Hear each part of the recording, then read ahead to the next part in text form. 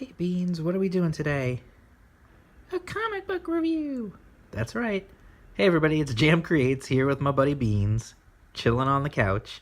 We're gonna do another comic book review for you today, while Beans slowly drifts off to sleep. Alright, we're gonna review Exilium number 4. This is issue 4 in a 6-issue limited series. If you've seen thus far, I have reviewed every issue of this so far. From Alterna Comics. It is a science fiction epic, I guess you would call it. I would call it that, so that's what you're going to call it. There. What do you think about that? Anyway, I like this cover. It's cool. The hands holding the thing, explaining like them, like the Exilium coming to this abandoned whatever it is. So anyway, Nia was, when we jumped in last, they found this giant, they found the Exilium. They're in this giant, circular city surrounding a star, almost like almost like a half Dyson sphere, incomplete sort of thing. So what we have here when it starts, we're getting the story of, the Exilium leaving Earth. I forgot. Credits. Ben Slabak. Yes, I'm pretty sure I said it right again. Every time I say your name, I question myself. I'm sorry about that. I don't know why. He is the creator and the writer. Solomon Farias did the pencils and the inks. Mark Sintis did the colors, and HDE did the letters. Still don't know what that means. Well, I know what letters are, but I don't know what HDE is. So anyway, we get this, we're getting the story of the Exilium leaving Earth, and then you realize what you're seeing actually is Nia is watching a video explaining what happened, and it's very much a propaganda type video of, they went, with resilience and fierce determination and blah, blah, you know what I mean? It's clearly, it's that side telling their side of history. So she's got this little holographic thing that's talking to her, and she's trying to ask it how long have they been there and when did they get there, and it's not able to tell her the answers to that. And apparently when they got there, this whole thing was abandoned. This whole semi, this circular city, and it was apparently abandoned when they got there, which is kind of odd, obviously. So then she gets a chance. Finally, they tell her that she has a chance to actually speak to the council, and she's gonna go ask them for help for Earth, because that's her mission, is to ask for help for Earth because of the invasion, and they've been just overrun. And at the same time that now she's doing that, they tell her that they haven't found the rest of her crew. So she doesn't know where they are or what's up with them. She just, she's trying to accomplish her mission. She doesn't really know what's going on with the other two members of her crew, one of which happens to be an alien. So we get all these troops going onto the ship that they came in, where True is, and we know he's still in there. And yeah, I know his name is True. I'm just calling him True because that's what the other character calls him, and whatever. So anyway, we get this fun sequence. I definitely enjoyed this. They get in on board. It's dark. All the power's out. Even though the lights are off, even though everything is saying that the lights should be on. So then, one by one, you can see True is picking them off one by one. And they can't, they don't know where he is. He's sneak attacking them. It's cool. It's a fun sequence. And then we get this, which is really neat. The blur effect they put on here. It's cool. They do this crazy blur effect to let you know that the character, what he's seeing is all whoa, because his mind is messed up. And he's trying to figure out like what the heck's going on, where am I, what's happening, and then he tries to talk, and he can't speak. It's all just coming out like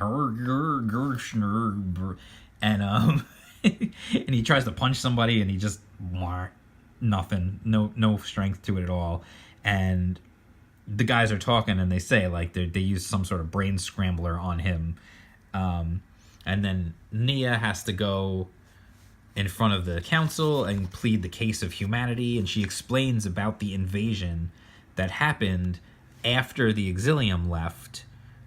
There was this unknown that they still don't know who they were, the invading party that was the same aliens that chased the refugee aliens off of their planet and chased them to Earth. They still don't know who they are. They feel like they're not even any closer to discovering who the heck these aliens are and why they're doing what they're doing. And then she explains how they devised a last gasp effort to find the Exilium and ask for help. And then Old Man Bun is very upset by this whole idea of them asking for help, and just like reams her, and she's just like, I don't think this is gonna work. So then he kicks her out because they realize, like, somebody whispers in his ear about True being loose, and like he's like, what, like, no alarm, we don't want to panic anybody, but let's get this, and then True continues his little rampage of his little like diehard mission of taking these guys out, and then they finally do eventually send sound the alarm, and Nia's incredibly upset because she feels like she has completely failed humanity now, because if the Exilium don't come to help, Earth is doomed. Humanity is absolutely doomed, and she just blew it. She had her chance to plead her case, and feels like she just completely blew it. So it's bad. It's a bad situation.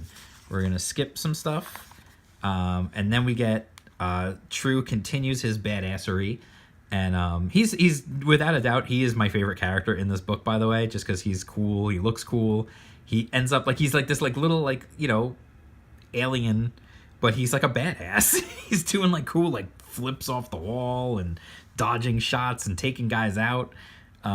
He's cool. And then like the two of them wind up actually getting back together, so it's like, oh my gosh, so they finally get back together, and then I don't want to spoil the ending, but once again, another issue of this ends with a cliffhanger, and we don't know what it is. We just know that Nia is seeing something, and she is shocked by it, but we don't know what she's seeing.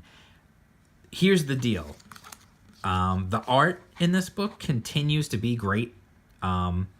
Really fantastic art, and I feel like the colors in this issue were even better than in previous issues. Maybe I'm just seeing things, I don't know. Maybe it's just because it was more interior stuff and less outer space, so there was more color to be had, and brighter light to be had, I guess, less black or whatever. Maybe that's why. I thought the colors were better in this issue. But I just feel like the art continues to really be great. Solomon Farias, I never heard of him before this, but dude is good. He knows what he's doing. He's a good artist. He can tell action, and he has, I'd love to see him really cut loose. I think it would be fun to see him do something like really over the top. He clearly can do like cool military style stuff too. Like these guys, like their costumes are definitely cool, like their uniforms, and he does good action. I would love to see him like cut loose on something really crazy, like just over the top, like, I don't know, like superhero or like manga style, like giant, two superpowered beings battling one another. It'd be interesting to see how he would do with that. I think it would be actually really good, but I don't know. We have to wait and see. But anyway, again, another good solid issue. The story continues to unfold. The mysteries continue to deepen. And here's the thing. This is a 6-issue series, right? This is issue 4. So we are past the halfway point now. And we are heading into the home stretch. And this story has very much done the roller coaster trajectory. Issues 1, 2, 3, all heading like this, building, and now we're here with 4, and I feel like 5 and 6 are going to be the big drop towards the conclusion, and I feel like next issue is going to be a big eye-opener. I really feel like there's going to be a giant reveal in the next issue. And then, of course, the 6th issue has to wrap it all up. And I feel like this is going to be one...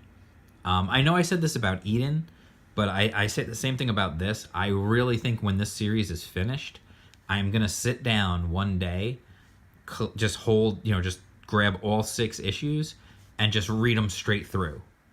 Just go from start to finish, read the entire series straight through in one sitting.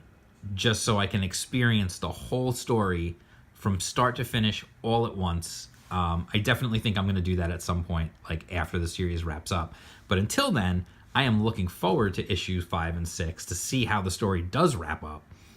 So anyway, this is definitely a recommend. I'm enjoying this series. It's good science fiction. It's fun. It's got good characters. I definitely would recommend it. There's nothing there's nothing outrageous in it that you couldn't give to a teenager or whatever, or a preteen even. I think they would enjoy it. It's got some cool stuff, and I definitely enjoy the characters. Like I said, True is my favorite character, especially after this issue. He already was, I think, but especially after this issue, he definitely is. So anyway, I would definitely recommend it. I would recommend this whole series. And if you like this video, give it a thumbs up. Subscribe to the channel. Like the video. Share the video with your friends. That'd be cool. Comment. Let me know if you're reading along. If you're reading the book, let me know. Maybe one day we'll do a whole thing when the whole series wraps up with some of these books. Maybe we'll do like a spoiler-filled series wrap-up thing where maybe we'll try to get a few people together and we can talk about the book as a whole, talk about the series as a whole, and we can not worry about spoilers or anything like that. So anyway, let me know if you think that's a cool idea. Definitely let me know in the comments. Follow me on Twitter. I'm at jm_creates. And that's it. I will talk to you guys again soon. Peace.